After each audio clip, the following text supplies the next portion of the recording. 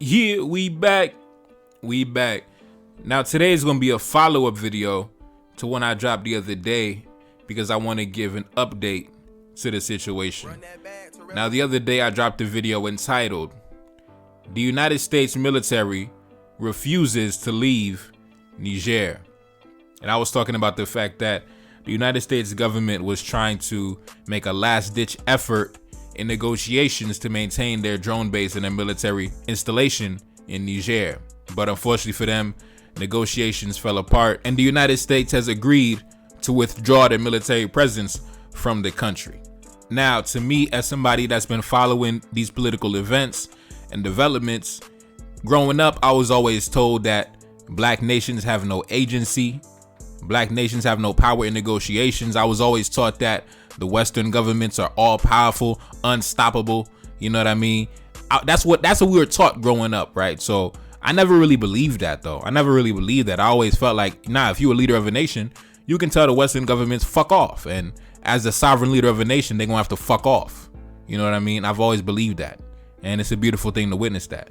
I never believed in the propaganda when people would tell me that African leaders, black leaders, they have no choice. You know, they have to do what the Western government say. They have no choice in the matter. I never believed that. I always believed that, nah, you could tell the Western governments at any given time, this is my nation and I want to go in a different direction. And if you feel a way about it, then do something about it, bitch. That's the mentality I've always had. Now, today, after multiple nations in West Africa have driven the French away from their territory, now we have the United States being driven out as well. Officially. Let's take a look up on the screen. American troops are set to withdraw from Niger, a State Department official says. U.S. Deputy Secretary of State Kurt Campbell met with Niger's Prime Minister Ali Lamine Zain on Friday, and they agreed after Niger's demands that the U.S. would militarily withdraw from the country, according to a State Department official. Just days after General Langley testified on Capitol Hill, he traveled to Niger to meet with the country's military leaders. The meeting did not go as U.S. officials had hoped, and soon after General Langley and his entourage departed, Niger's military spokesman Amadou Abdurrahman announced on national TV that the country's joint military agreement with the United States was suspended with immediate effect. Now, General Langley is this gentleman right here, this black man right here. This is the supreme commander of all U.S. military operations on the African continent. And of course, ironically, they chose a black man to be the face of their military expeditions on the continent. So yes, in exchange for the military benefits that come with being a general in the U.S. military, General Langley goes to the African continent and defends U.S. interests and U.S. imperialism, as well as U.S. allies, including France and, all the other cohorts that are the enemies of our ancestors, unfortunately. It's a very ironic twist of events. But it is what it is. But let's continue.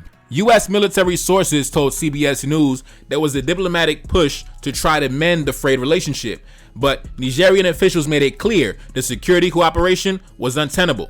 Niger's military government had already expelled French forces from the country in the wake of last year's coup and began looking for new partners.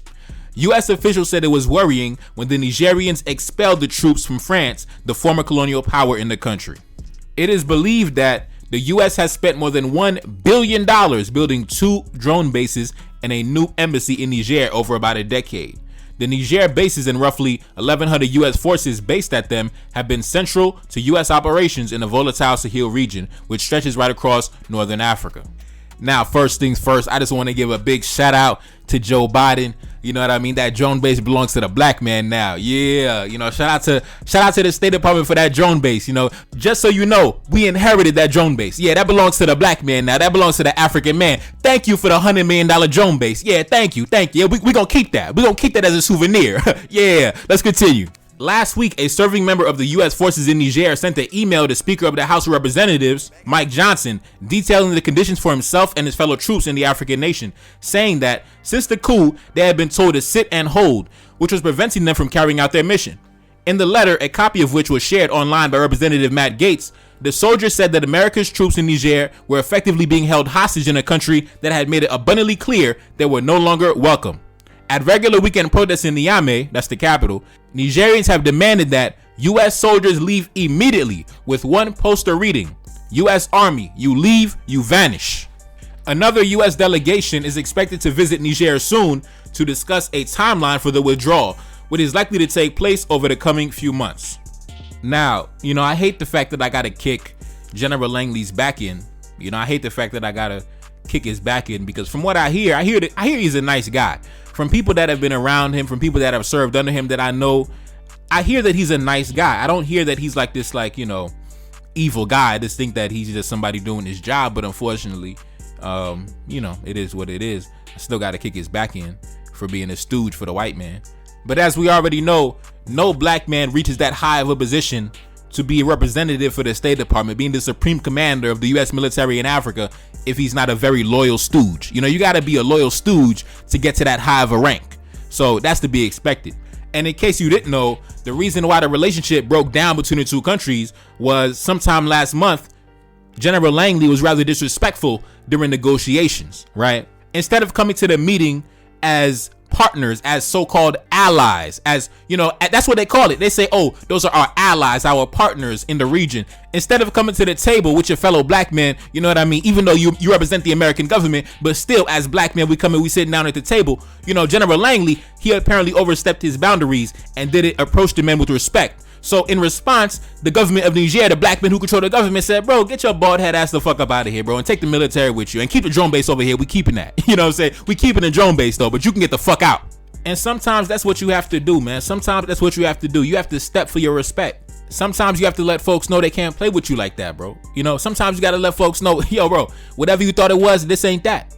You know what I mean? And unfortunately for General Langley, because he wanted to overstep his boundaries and he wanted to express his loyalty to the State Department, express his loyalty to the American government, he ended up losing one of the most strategic military locations for the United States government. And it's funny because he's going to have to answer for that. And I guarantee when he has to go back to Washington and answer for that, he's not going to be approaching the men in Washington with the same disrespect, with the same tone of voice that he approached the black men in Niger.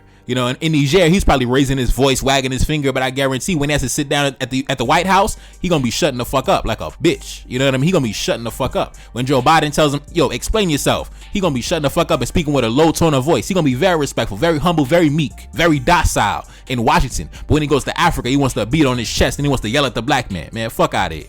But anyways, man, I want to jump into a clip where General Langley explains the reason why U.S. taxpayers are supporting military operations on the African continent.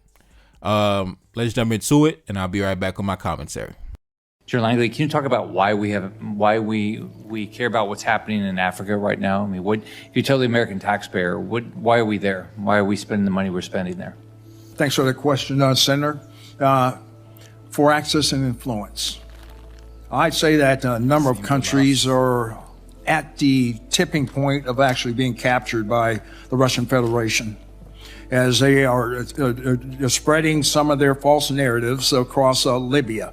And from a strategic answer piece, access influence across the whole Maghreb, that is NATO's southern flank.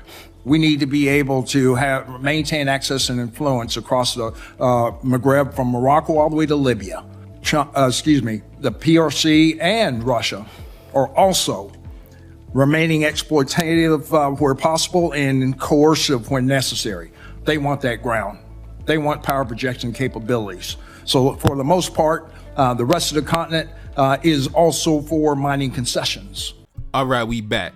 Now, what I told you, man, See, to us, they sell us the company lines. Oh, we are here to keep, we're here to keep the black man safe. We're just over here because we want to, counter terrorism. We're here to keep the black man safe and the black woman safe. But listen, he told you what it was, bro. He told you what it was. They over there because they don't give a fuck about keeping the black man safe.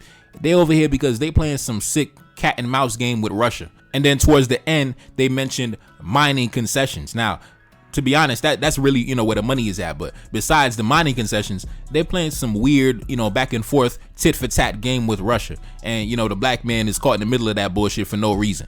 When in reality, to me, that is nothing more than fear mongering tactics. Like whatever beef that the United States got with Russia, that don't got shit to do with the black man. That don't got shit to do with the African man, because Russia is not the only, partner in Africa. These nations have multiple partners in Africa. How come they never mention Turkey, Iran, How come they never mention any of the Arab states? How come they never mention any of, India? How come they never mention the various other states that these nations are allied with? But everything 24/7, Russia, Russia, Russia, Russia, Russia, Russia, Russia. See, I don't get worried about that Russia shit, because when it comes down to it, if Russia want to play games, we kick Russia the fuck out too. Russia want to get stupid, we kick Russia the fuck out too. Same way we kick France out, same way we kick the Americans out. Listen, it's business, baby.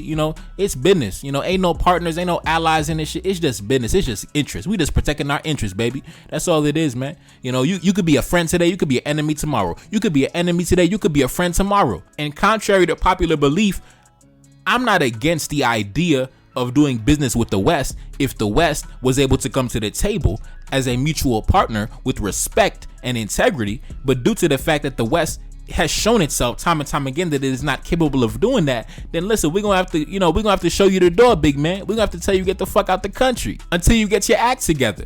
Maybe you gotta sit in time out for a couple years or a few decades, and then maybe later down the line you could come back to the table and we can discuss things later again. But for right now, you on timeout. The West on timeout. Go sit in the corner. Go sit in the corner.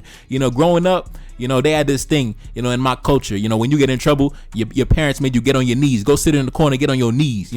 Maybe you need to go sit in the corner and get on your knees for like 2 to 3 decades, and maybe later down the line we can, reignite relations. But for right now, you gotta sit in timeout. The West on timeout, France on timeout, America, you on timeout. Isn't that the same thing they do to us? Whenever we take any action they disagree with, they put us on timeout, they put us on sanction.